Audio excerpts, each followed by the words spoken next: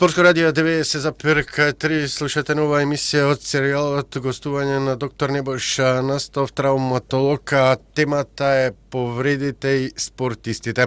Во на премиерна емисија малку проговоривме околу заштитата на спортистите од повредите. Општо земавме и неколку примери, ќе ги потсетам нашите слушатели, со врвни фудбалери кои има одлични кариери, заработија повреди, потоа тешко се враќаа во ритам, па некои се откажа од фудбалот. Втората емисија практично ќе ја посветиме на нашите спортисти, затоа што доктор Настов е дел од Македонскиот олимписки комитет, или таму е главниот лекар, и погледнато во фудбалската репрезентација на Македонија, или ќе земе воопшто во ФФМ.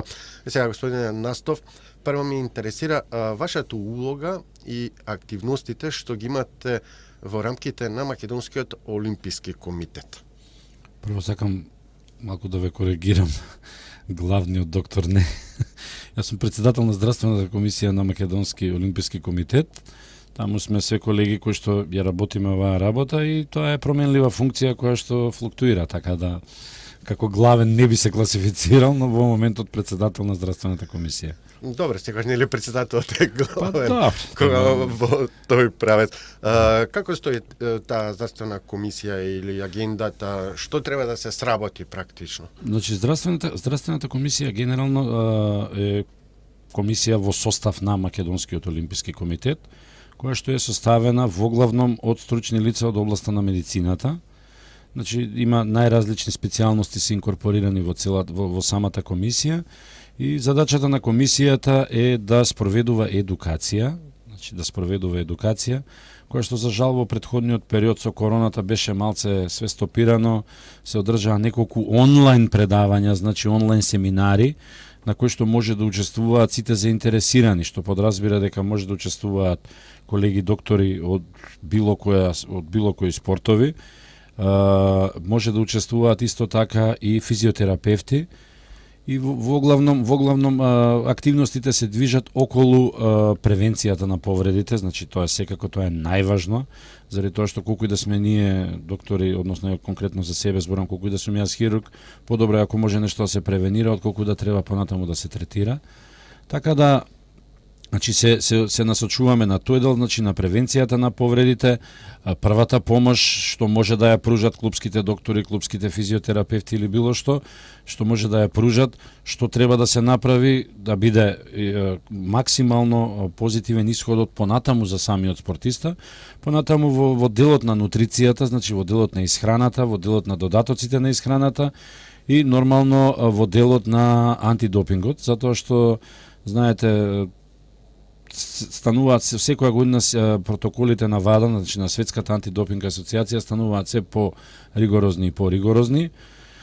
За жал не морам да кажам дека за жал во Македонија не се обрнува некој особено внимание на тој антидопинг, во смисол на тоа што се дозволува на лична база, значи секој спортиста, секој физиотерапевт, секој доктор во клуб, секој да препишува најразлични лекарства кои што на изглед се банални, но мора секогаш да бидат проверени за да не се доведе спортистот да добие доживотна забрана или забрана од 2 до 3 години, која што сепак на крајот на кришта малте не би била и као доживотна забрана. А дали вие као комисија евентуално може тоа да контролирате, затоа што МОК е највисокото спортско тело и ние, значи здравствената комисија не може да го контролира допингот, значи за тоа има антидопинг, национална антидопинг организација која што ги спроведува контролите. Задачата на здравствената комисија на Македонскиот олимписки комитет е да едуцира, значи да објаснува, да кажува и да го повторува цело време тоа истото, дека се што ќе се препише, се што ќе се даде на спортист, треба да биде проверено и си има начини каде тоа се проверува, како се проверува, па доколку дојде до потреба да се даде некој од условно кажано забранетите супстанции кои што се наоѓаат на позитивната листа на ВАДА, тоа подразбира и протоколи и процедури како сето тоа да се изменаџира, да се пријави и за да се добие дозвола за употреба на таква супстанца. Многу интересно. Има ли таков случај? Со некој спортист да може да користи средства да се направи таков протокол од страна на... Видете, имало и ќе има нормално заради тоа што Светската антидопинг агенција не ги поставува правилата, она најстрого забранува и никој не смее тоа ништо да прима. Значи секогаш на прво место, и заради тоа е формирана таа Светска антидопинг агенција, е добросостојбата на спортистот. Што значи дека ако спортистот има одредена медицинска состојба која што изискува употреба на лек или субстанца која што е условно кажано забранета, се бара посебна дозвола од самата Светска антидопинг агенција, не директно до неа, него до федерациите, кои што се во комуникација со Светската антидопинг, и они издаваат документ во кој што заради потреби од хронична терапија или ваква терапија или онаква терапија, му се дозволува во тој период на тој и тој спортист да го користи тоа. Со тоа што според секој спортски клуб тоа треба да го прави. Тоа треба да го прави секоја федерација. Значи посебно, ја мислам дека може би комисијата што Не, комисијата е само едукативна, значи едукативна и ги организира оние семинари, предавања, обуки кои што треба да ги добијат сите заинтересирани. И од друга страна комисијата нормално кога има големи ивенти од типот на олимписки игри, од типот на европски игри кои што се пандан на олимписките игри на европско ниво, и сите оние останати што се под покровителство на Меѓународниот олимписки комитет и Европскиот олимписки комитет ги покрива, значи санитетски ги обезбедува спортистите кои што патуваат кои што патуваат во име на државата.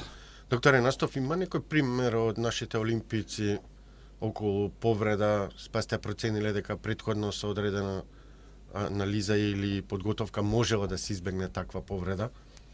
Додека сте вие дел од МОК? Значи повреди имало, се случувале повреди, значи секако дека се случуваат. Последно беше на зимските олимписки игри во Пекинг. Значи нашиот репрезентативец се повреди и заработи повреда заради која што не можеше да учествува. Знаете, за да може да установите таква работа дека тоа било заради несоодветни подготовки, буквално треба да имате комплетна анализа на тоа што се случувало, како иделе подготовките и се. Не секогаш повредите се последица на несоодветна подготовка, некогаш се и на момент, на несоодветна припременост на стазата, ајде не може да кажам на олимписки дека се несоодветно припремени, ама се работи за момент во кој што може да настане повреда. Така да не би можел да потврдам или да отфрлам апсолутно заради тоа што никогаш не сме ни правеле такви анализи. Тоа ми потврди, сте направили. Не, потврди дека настануваат такви повреди, секако дека настануваат. Она што јас можам лично искуство да го кажам е дека голем број на повреди настануваат кај некои помлади категории на спортисти, каде што по правило не би требало да се случуваат. И сега тука може да се извади некој генерален заклучок дека е несоодветна физичката подготвеност, несоодветна е кондиционата подготвеност на самите спортисти, и заради тоа еден период, правам мојабет сега веќе за пред 4-5 години, значи имаше буквално епидемија на повреди на предни вкрстени лигаменти во младински категории, што по правило не би требало да се случуваат. И бидејќи ова е сериозен проблем кој што генерално статистиката конкретно за предниот вкрстен лигамент е дека само 60% од оперираните се враќаат на претходното ниво на активност, што значи дека, да не речам, тоа е малку повеќе од пола, што значи дека останатите веќе нема да се вратат, така да генерално во овие кругови, значи имаме дискутирано и сме установиле дека најверојатно нешто мањка во однос на физичката подготвеност на тие спортисти. И само ќе ви посочам како пример, неретко гледате и на светски првенства, и на дали е фудбал, дали е ракомет, дали е кошарка, дали е одбојка, пак ќе кажам, не е битно. Гледате дека по завршувањето на надпреварот, доколку остане камерата вклучена, гледате дека играчите не се повлекуваат до соблекувална, него дека тие продолжуваат со тренинг уште 20 минути, пола саат, и индивидуално, повторно индивидуално, во зависност од тоа кој колку одиграл во текот на мечот, толку време му треба за едноставно враќање на метаболизмот назад, за враќање на мускулатурата на сите тие тетиви и лигаменти во првобитната состојба. Со значи дека имаат протоколи со кои што се почитуваат, што искрено кажано правам обет сега за младински категории на спортови во Македонија, мислам дека не се спроведува кај нас, и како последица на тоа се јавуваат често овие повреди кои што се за жал несакани. реков ке 60% може да се вратат, Да, останатите другите- 40 нема веќе никогаш. Не, Да. добре. Се бидејќи сте дел, рековме, и од МАК фудбалот и репрезентацијата, како стоиме тука, како се реализираат тие подготовки што на некој начин треба да спречат повреда на репрезентативците, додека се тука ангажирани? Па видете, одлично искуство, можам да кажам дека она што се случува во репрезентацијата, да речеме, дека е на највисокото можно ниво. Сега, јас не сум бил во англиската репрезентација и во француската репрезентација, ама генерално она што го гледаме, стварно еден професионализам кој што стварно се спроведува, значи тргнувајќи од кондициони тренери, тргнувајќи од пратење на сите оние параметри, значи за време на тренинзите, за време на утакмиците, значи од срцева работа, дишење, активност на мускулатура и сите тие работи, што значи дека се сериозно е пристапено кон таа работа и дека се пратат сите тие параметри и се работи на превенцијата. За среќа во фудбалската репрезентација, во фудбалската репрезентација на Македонија има ангажирано голем број на доктори кои што работат во самиот тим, има голем број на физиотерапевти, има кондициони тренери кои што си ја знаат својата работа и си ја работат, така да мислам дека и до сега, од моето досегашно искуство со фудбалската репрезентација, стварно мислам дека се што е побарано од страна на докторските тимови е одработено од страна и на физиотерапевтите, и на кондиционите тренери. Оние кои што дошле условно кажано ровити во состав, се успевало да се вратат за 4, 5, 7 дена, значи назад во тренажен процес, што значи дека мислам дека тоа е. Сега не можам да кажувам за клубовите заради тоа што стварно немам искуство рековме со клубовите, али репрезентацијата функционира стварно на едно завидно ниво. Се бара од вас мислење за некој фудбалер кој е повреден, дали може значи, да игра, генерално дали да се ние сме тројца лекари, значи вклучени во комплетниот тој дел. Секој од нас има посебен. Значи сите ние се грижиме за здравието и за се, ама секој од нас има и посебни детали со кои што се занимава, така да генерално да, се бара од било кој од нас тројца, значи се бара мислење и нормално мислењето се почитува за тоа што е дадено врз основа на сознанија, врз база на струка, врз база на диагностички постапки и сето тоа. Уште еден момент, кога сме веќе нели со репрезентативните активности ваши, кога ќе дојде информација дека некој фудбалер ќе го зема Деми е повреден во Динамо Загреб, меѓутоа прифаќа да дојде да игра за репрезентација. Тука се прави посебно некоја лекарска историја, педигрет за фудбалерот, па да се види дали ќе може да игра, дали не може да игра, се прават посебни контроли или се прифаќа извештајот тој што е испратен во случајов од Хрватска, бидејќи го земаме како пример, но и за сите. Значи генерално сега нема да спомнуваме имиња, значи апсолутно неважно, но сите оние репрезентативци кои што се на списокот на репрезентацијата, не правам обид за сега или за претходно, значи сите генерално што влагаат во тој ростер на играчи кои што се повикани од страна на селекторот, за сите добиваме, значи и тековно добиваме, односно добива Фудбалската федерација, преку Фудбалската федерација добиваме и ние информации за нивната здравствена состојба и сите тие работи. Во момент кога се работи за повреда на одреден играч, значи сите тие играат во крајно професионални клубови, значи не е битна ни лигата, не е битна ни државата, значи тоа се максимално, значи дури добиваме и видео снимка од надзорот на стадионот во моментот кога се повредува играчот.